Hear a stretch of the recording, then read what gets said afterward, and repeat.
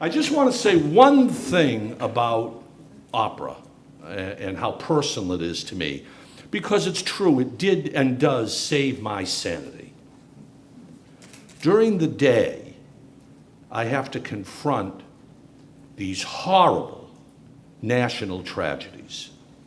You wonder about civilization during the day. You really wonder what keeps us from the jungle when it's 9/11 or Virginia Tech or the Boston Marathon or Newtown, Connecticut.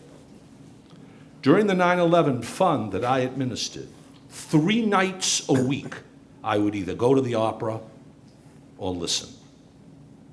The height of civilization. And it saved my sanity. It saves my sanity these days to be able to listen and lose yourself in what people are capable of doing. Now, what makes this program tonight so credible and incredible is that we have Dr. Philip Gossett here this evening, the Robert Renneker Distinguished Service Professor Emeritus, Department of Music, the University of Chicago. Award after award after award to Dr. Gossett, author and lecturer on all things opera. He is the author of Divas and Scholars, which won the Kinkeldy Award of the American Musicology Society for the best book on music that year. Foreign awards have come his way. The Academy of St. Cecilia in Rome published his studies of Rossini. He's worked and collaborated with theaters all over the world. For his contributions to Italian culture, the President of Italy personally awarded him the Cavaliere di Gran Croce in 1998. And in 2004, he received the Distinguished Achievement Award of the Mellon Foundation, the first musicologist to be so honored. I was telling Dr. Gossett before we started the program that we could all take an entire seminar and a whole semester and benefit from the wisdom and knowledge of Dr. Gossett. Unfortunately, Dr. Gossett is here tonight to give us a summary, a periodic summary of Verdi Uncensored. Before I introduce our music performers this evening, I invite you to welcome Dr. Philip Gossett. Thank you very much, Prof. You're very kind. Thank you all. Thank you. The works of Giuseppe Verdi, which I have had the distinct pleasure now to lead since the mid-1970s, has as its aim to reproduce the works of the composer in a fashion that provides performers with the best possible written text of each opera. We're fully aware that a written text is not what you hear in the opera house. You hear a performance based on that written text. Performers must have a written text so they can do nothing, as our performers tonight know. But we know that we do not stand before you. We do not pretend to tell performers what to do, although sometimes we have fairly strong opinions. But we know that we do not stand before you, the public, to present our work. The performers stand before you and must accept your plaudits or your brickbats, depending on what you think of what you've seen. We believe that performances that take into account Verdi's own markings tend to be better, because we're convinced that Giuseppe Verdi was a genius and knew better than any of us what would make his operas work best on stage. And his operas are regularly performed all over the United States and all over the world. He has entered the popular imagination as the most important composer of opera of all time, and some works of his, such as La Traviata or Aida, represent the art form for the general public. They are not merely elite art, but the art of all those who love the theater and music. And yet Verdi, too, like any genius, was affected by the artistic and political world in which he lived. Sometimes he was forced to change what he might have wanted to write through self-censorship, sometimes for reasons that made good sense to censors working in the 1840s and 1850s, when Italy had yet to be more than a group of semi-independent regions, generally ruled by foreign governments or monarchs. Sometimes he made decisions for entirely the wrong reasons. In 1869, for a set of performances in Milan, he revised his La Forza del Destino of 1861-62, an opera written originally for St. Petersburg in Russia, in order to suit the taste of the critics he claimed all his life to despise. Yes, there were some dramaturgical problems in the original, particularly a very unhappy finale, in which all the principal characters die, one in a duel, one stabbed to death by her brother, and a third by leaping off a precipice and proclaiming himself a creature of the devil. But Verdi made some corrections not to improve the opera, but because he did not despise the critics so much that he was prepared to cross them. He knew that critics could often help determine the success or failure of a new or revised work, and he was not prepared to deny them their role. And so he was prepared to accept their judgment that certain musical dramatic gestures were old-fashioned. He had written a wonderful tenor aria to close the third act of his opera, and he was thinking in particular of the fine performance he could count upon from Enrico Tamberlik with his famous high C, a note Rossini urged him to check at the door and pick up on his way out. But he was fully aware that he had concluded the third act of his Il Trovatore not quite a decade earlier, also with the tenor aria, and closed it with the infamous quick final section, the Cabaletta di quella Pira, in which Manrico, the tenor in that opera, learns that his mother, the gypsy Azucena, is to be burned at the stake as a witch, so he vows to save her. Verdi was convinced that the critics were going to find his aria conclusion of the third act for Tamberlik, as Don Alvaro, too similar to his earlier opera, and they were going to object. Thus, the composer for this Milanese revival of 1869 cut this aria altogether and concluded the act with the famous Rataplan, a number sung by Preziosilla, a gypsy girl and camp follower, as the last part of an entire scene in St. Petersburg, the so-called accampamento scene, a scene in a military camp, that had a precise function dramatically in 1862, but none whatsoever in 1869. The shift, in fact, left a terrible hole in the action, which the composer never quite succeeded in filling up. In an aria for Don Carlo, who seeks to kill Don Alvaro, we learn that Don Alvaro has survived an operation. So Don Carlo says, "Good, he survives. Now I can kill him." Then came the accampamento scene in St. Petersburg, a good half hour of music, at the end of which time Don Alvaro and Don Carlo can appropriately sing their duet, which leads to their duel. There is space between the aria of Don Carlo and his duet with Don Alvaro, space in which the duet that they then sing can fully emerge in the version of the opera prepared in 1869, where there is almost none. But there are many reasons why a composer might be forced to change an opera to suit the conditions under which he was working. Verdi wrote Un ballo in maschera originally for Naples. The opera told of the death of King Gustav III of Sweden at the hand of an assassin at a masked ball in Stockholm. But this 1792 event was looked on with suspicion by many contemporaries because they were worried about the possibility of a similar event happening to a reigning monarch at the end of the 1850s. Thus, even before Verdi arrived in Naples for what was supposed to be the first performance of the opera in the winter of 1857, he had been forced to move the action from the capital city of Sweden to a provincial town, Stettin, in the province of Pomerania, and to rename the work Una vendetta in Domino. The composer was willing to do this. He knew that he could not go against the decisions of the local censors, especially during the difficult period of the 1850s, when the Austrians and French were particularly concerned about the movement for Italian independence, the so-called Risorgimento. As long as they did not overly compromise the work he was preparing, he was ready to follow their dictates. He had done similar things for his Rigoletto, which was supposed to show the king, Francois I of France, as a libertine. Because he liked the subject of Rigoletto very much, he agreed to shift the action of the opera to the Duchy of Mantua. All he demanded was that the ruler be fully in control, an absolute ruler of his people, and that he be a libertine.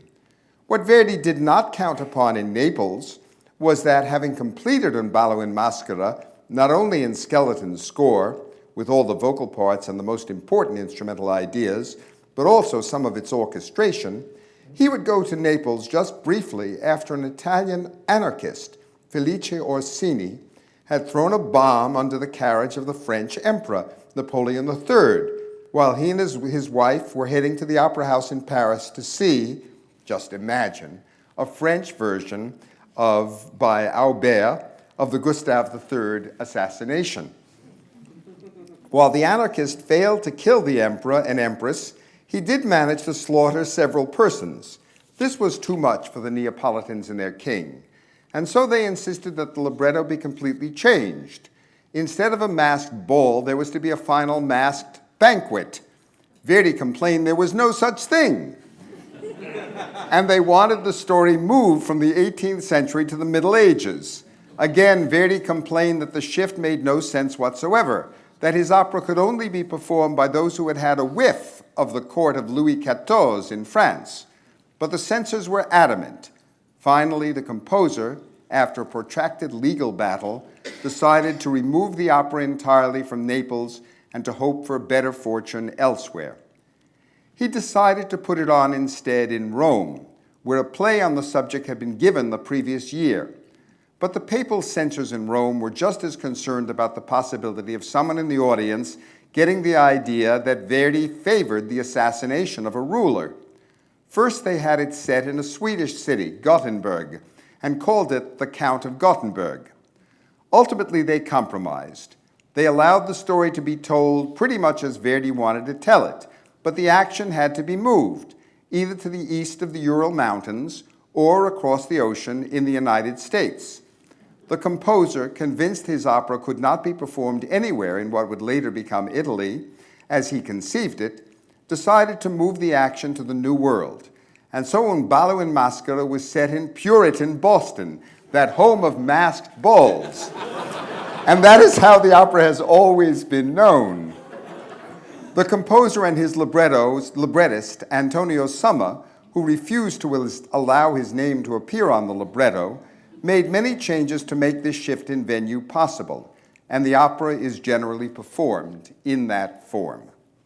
Except that in the days of the prominence given to stage directors, there are those who prefer to present the opera back in Sweden. The result is that many times we see the opera performed in Sweden with the text worked out for Boston. And so, when the king decides to put some distance between himself and Amelia, the wife of his dearest friend, he continues to send the married couple on a diplomatic mission across the wide ocean. That works fine between Boston and England, but between Sweden and Finland, it seems a bit ridiculous. We know that Ulrika, the soothsayer, who in the second scene of the opera proclaims that the Governor-General of Boston, the King of Sweden, will be assassinated, we know that she raises the spirit of the devil and says that he has in his left hand the torch of the future. Torch? What's that? Well, Verdi never wrote it. He specified instead that Satan had in his left hand the keys to the future. That makes good sense, but was not permissible in Rome, where only St. Peter could have keys. And so we must forever hear about the torch of the future because of the Roman censors. Likewise, we are often treated to an Ulrika, who in Boston was made a black woman. Hence, as Oscar, the king's page and favorite, sings, Volta la terra faccia alle stelle. She turned her face, the color of dirt, to the stars. That was fine for Boston, of course, but for Sweden in the 18th century, where black people were hardly known at all, in fact, Verdi's original words are right for Sweden, and they go pallida, pallida, volta alle stelle. She was pallid, not dark-skinned. You'll hear now the piece as Verdi conceived it, but you aren't likely to hear it with these words in an opera house. It is more important that singers can come in or out of a show at a moment's notice. But to do that, you have to have a single text that everyone will sing. And that text tends to be what people have always known. That is, the censored texts. Here is Verdi's Pallida Pallida, sung with the original words by Summer, as set to music by Verdi. It will be performed for you today by a young artist from the Washington National Opera, Chantel Prezibilo, who is here with us today and is going to sing for us. Thank you, Chantel.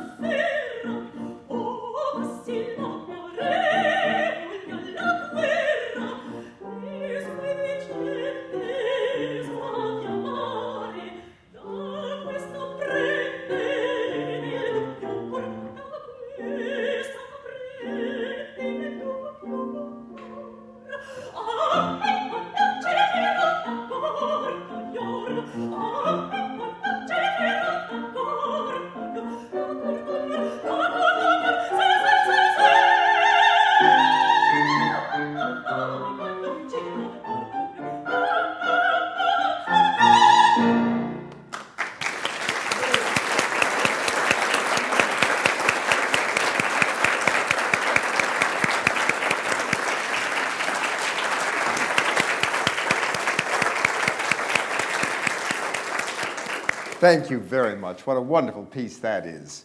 Oscar is a phenomenal role. Verdi was not alone in facing serious challenges from the censors about what he wrote.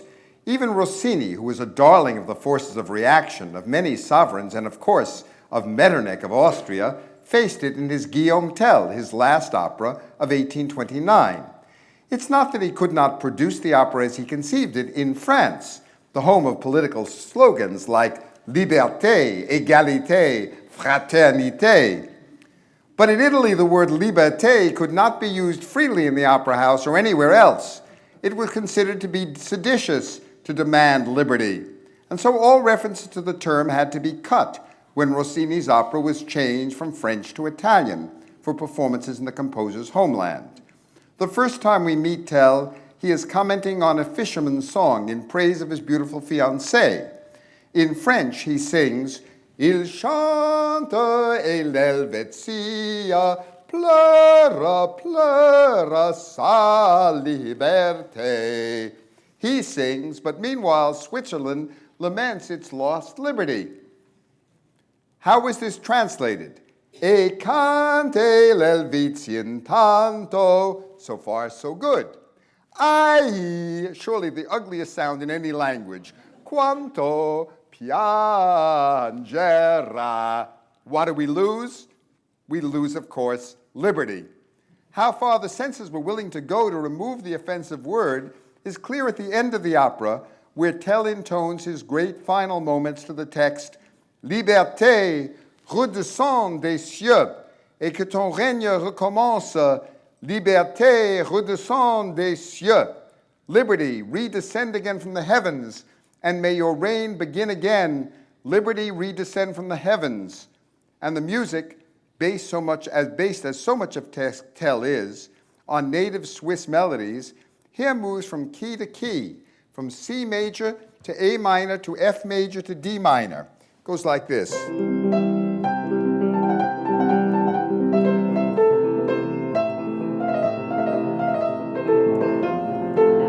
F, D minor, etc. And it can keep going as long as you want. The pattern works very nicely. Even Wagner was impressed. In a meeting with Rossini in 1860, he commented, "There, maestro, you have not made music of the future, but music for all times, which is the best." Now, how is this glorious moment rendered in Italian? Il piacere che in me sento non può l'anima spiegar. That is simply, I can't tell you how happy I am. When Donizetti produced his Maria Stuarda in 1834, he tried to have Mary say to Elizabeth in the famous duel of the two monarchs, "Vil bastarda." You know what that means. I don't have to translate it for you. But the censors in Naples wouldn't permit it. They banned the opera entirely, so that Donizetti was forced to adjust his music to an entirely different libretto, Buon del Monte. The next year, Donizetti tried again at the Teatro alla Scala of Milan with the great singer Maria Malibran as Mary Stuart. She had heard the dress rehearsal of the work in Naples and decided that she very much wanted to sing it. But Malibran pronounced the dreaded words, and the police were on hand. "Take them out, or we'll ban the opera altogether," they told her. Either by accident or on purpose, we cannot know. She sang Vil bastarda to Elisabetta, and she kept singing it. Thus, the opera was in fact banned. Donizetti never heard it again. In fact, it disappeared entirely from the stage, and it was not until after Donizetti's death, a decade later, that it was heard in any form at all. Indeed, the music and words as Donizetti had conceived them remained unknown until the opera was published as the first volume of a new Donizetti edition, which started in 1991. Donizetti's autographed manuscript was long considered lost, but it turned up ultimately in a private collection in Sweden. One could not always know in advance what the censors might object to. In I Due Foscari, for example, the text Verdi originally set to music for the chorus and Pisana during the Scene d'aria of Lucrezia in the first act, as we know from work being done right now on the critical edition, was "Ti confida, protegger l'Eterno, l'innocenza del cielo vorrà." Have faith, heaven will protect the innocent. But a foreign hand modified the word protegger, which became premiare, as if it was simply unacceptable to have heaven protect anyone, for heaven could be protecting those who fought against the Austrians. Much better to have innocents rewarded by heaven. Similarly, when we first meet Francesco Foscari, the doge who must watch as his son is exiled from Venice and ultimately perishes, the doge complains bitterly that il pensiero perfin non m'è spiato, uno schiavo qui sono coronato. Even my thoughts are spied upon. I am here a crowned slave. That a ruler could be a crowned slave was unacceptable to Roman censors. And so this phrase became il pensier perfin me osservato, padri e prence qui sono sventurato. Even my thoughts are observed, father and prince, I am here unhappy. I don't think there can be any doubt as to which formulation is more intense. Sometimes the concerns of the censors are more easily understood. In Verdi's first great success, Nabucco of 1842, a chorus was repeated at the first performance, all right, but not the one we think of as the great chorus, Va Pensiero, essentially a paraphrase of a biblical text by the waters of Babylon. No, the piece repeated was Immenso Yehovah near the end of the opera. But we do know that Verdi had problems about the words of this chorus with the censors, who insisted quite late in the preparations that he modify his text. A section of it went, "Spesso al tuo popolo donasti il pianto, ma I ceppi hai franto, se in te fido." And it went like this, as he originally conceived of it.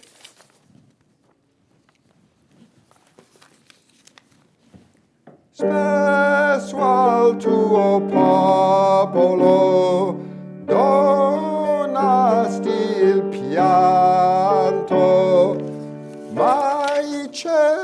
franco, se in te fido. Went like that, more or less. I'm sorry. The notion of God, thank you. The notion of God breaking the chains of captive people was too much for the Austrians, who forced the composer to modify it. So the words became tu spandi l'iride, l'uomo è contento, tu vibri il fulmine, l'uom più non è. You spread the rainbow and man is content. You cause the lightning bolt to fall and man is no longer. So this became the following. And this is what you tend to hear in the opera house. Tu spandi l'iride, tu te contento. That's about the least contento music you've ever heard. Tu vibri il fulmine, l'uom più non è.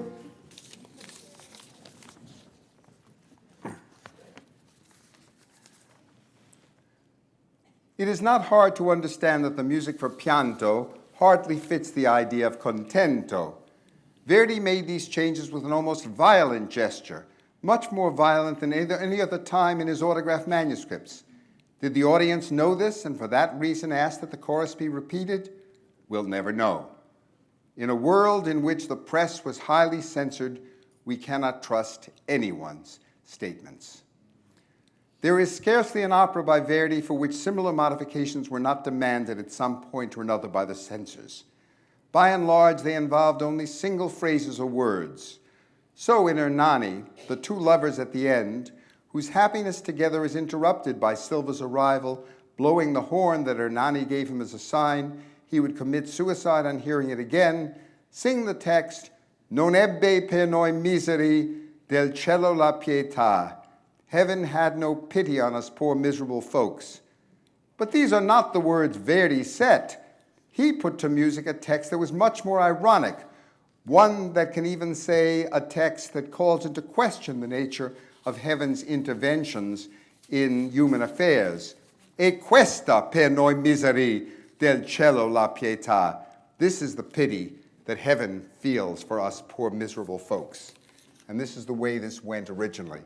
E questa per noi miseri, e questa per noi miseri, del cielo la pietà, e questo del cielo la pietà, la pietà.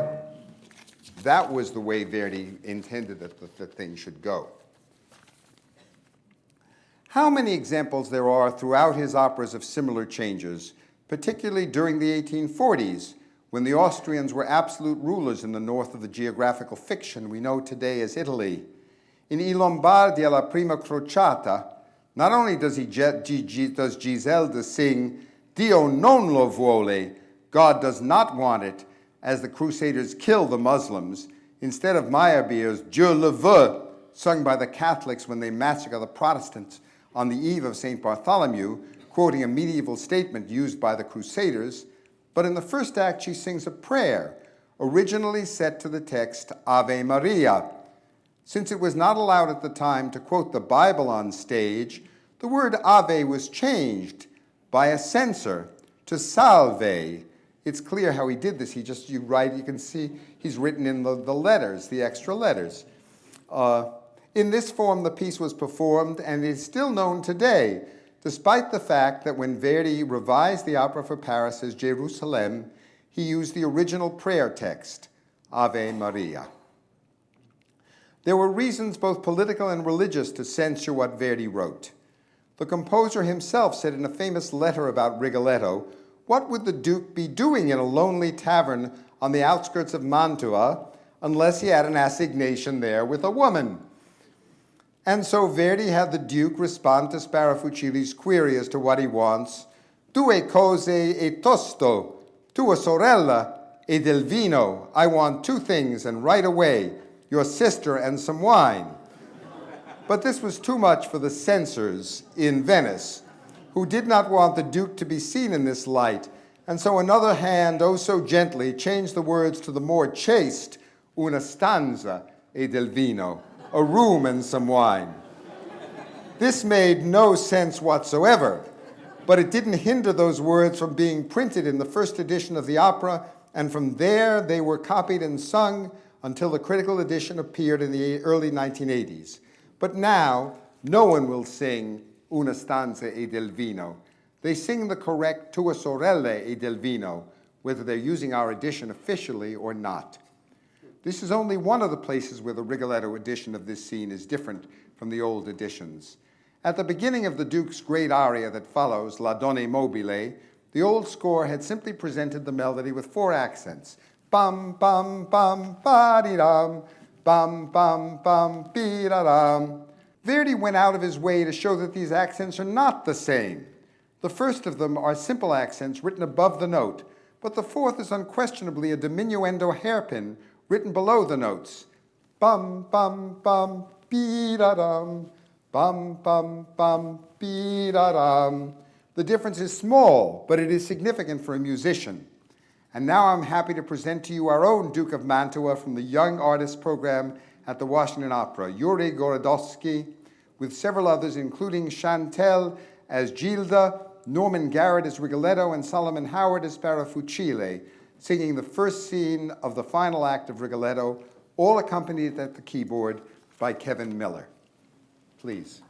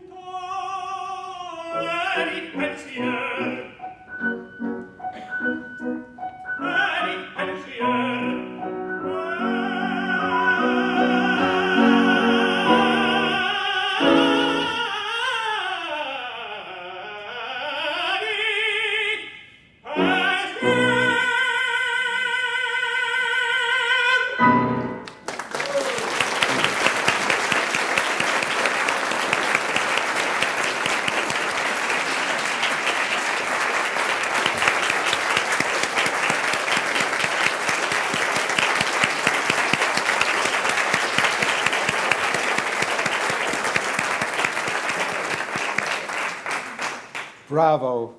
Riccardo Muti would not have approved of that conclusion, in which, of course, Verdi wrote exactly the second time, the same thing he wrote the first time. He did not write that high note at the end or that cadenza at the end, but everybody sings that now, and so I'm not at all surprised that you sang it too, because everybody who sings that, except those who work with Maestro Muti, will sing that conclusion. Not every change in critical editions derives from sensorial changes in the text of an opera. Sometimes, and yes, it does happen, Verdi makes a mistake, which has been unrealistically and improbably reproduced since the first edition of the opera, which mistakenly follows the text of the original. In Il Trovatore, for example, there's a famous aria for the tenor Manrico that concludes the third act. The passage I'm thinking of leads to the cabaletta di quella pira, that pyre. But I am particularly interested in what happens in the first section of the aria. Manrico sings a lovely musical passages 2 times. The first time he sings the correct words. In quegli estremi anelliti a te il pensier verrà, e solo in ciel precedati la morte a me parrà. In those moments before I die, my thoughts will come to you, and death will seem to me only entering heaven before you. This is the way the music goes. If I can find it. Here we go.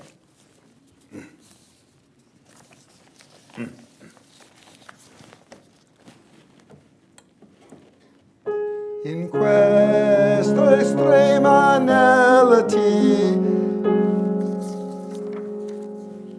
a te il pensier verrà, verrà, e solo in ciel precedati la morte a me parrà.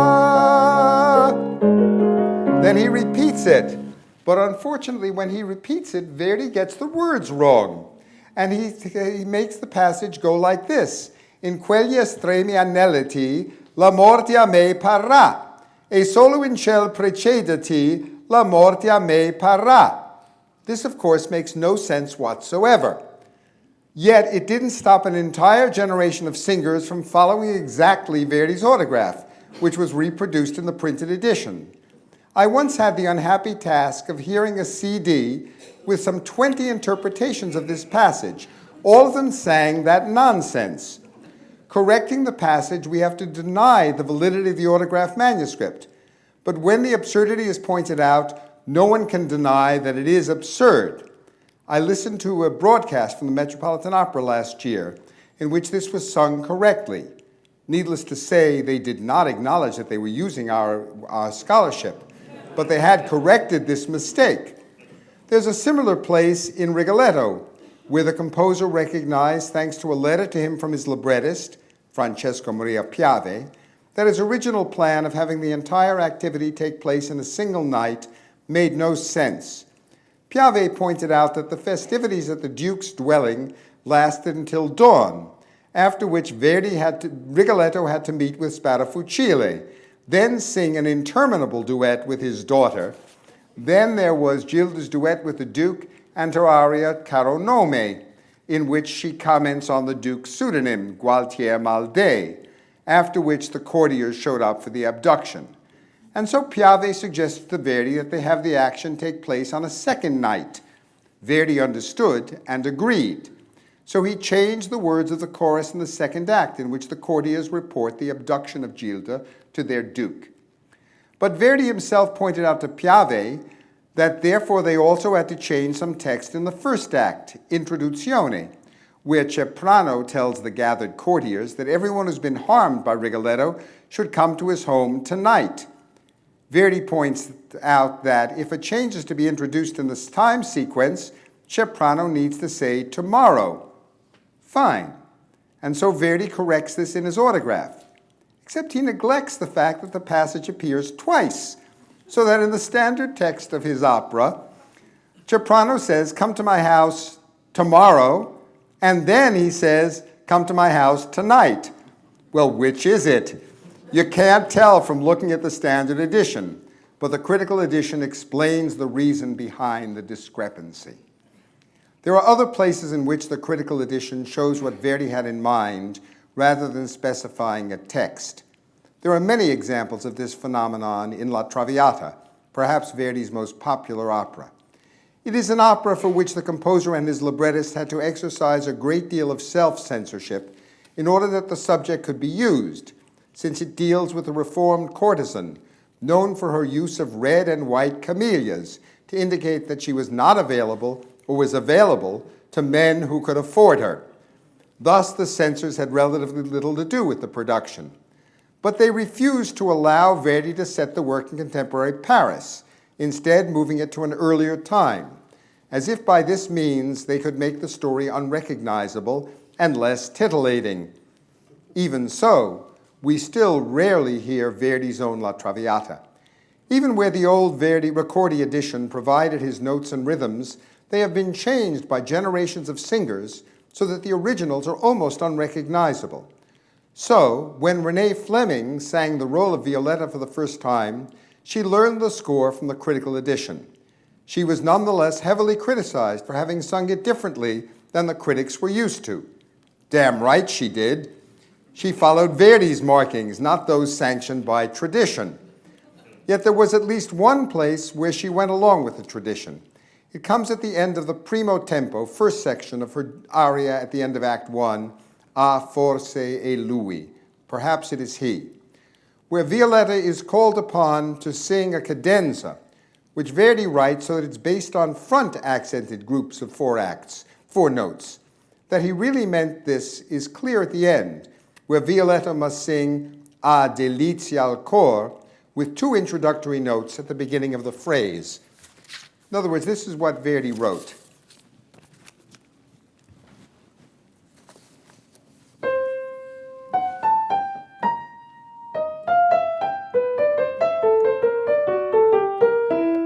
Delizia al cor, like that, two notes at the beginning. But instead, every soprano you've ever heard has sung it as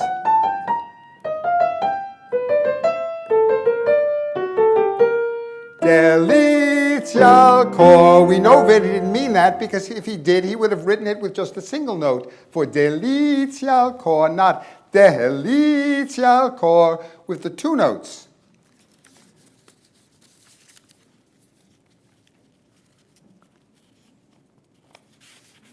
Someplace or another. Oh, I know, I've got it over here. My final pages are over here. Sopranos always want to fix this, so they sing it as a passage in which there are still groups of four notes, but they're end accent. As a result, the final notes become Delizia al cor with only a single introductory note. This is a true tradition, as opposed to simply a mistake. That it's a place where singers do not perform what Verdi wrote, not because they don't know what he wrote, but because they have another idea, in which the previous available editions, and of course ours as well, shows clearly what the composer had in mind. Yet singers seem completely willing to eliminate the second strophe of both of Violetta's arias, this Act 1 aria, A forse è lui, and the aria that begins the final act, Addio al passato. They feel that singing both strophes is tiring. After all, they must prepare a high E flat to conclude the cabaletta sempre libera, a note Verdi did not write, because what would the public say if they didn't sing it? And so our French heroine is despoiled of the musical details that turns both these passages into a French romance form in two strophes, one Verdi rarely used for his Italian heroines, but which makes excellent sense for this French heroine.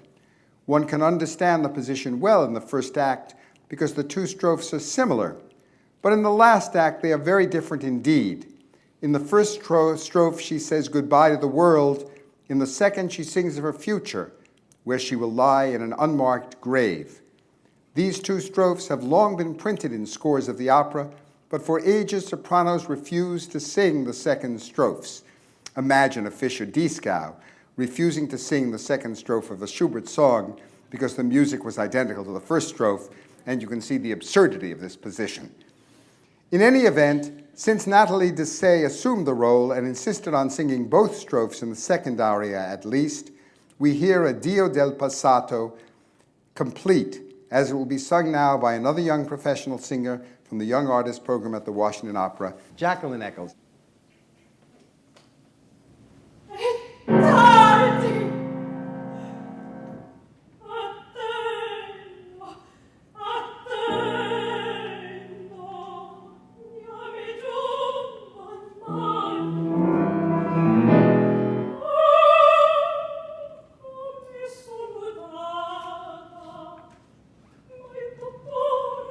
Asperar, e pure, t'azzurro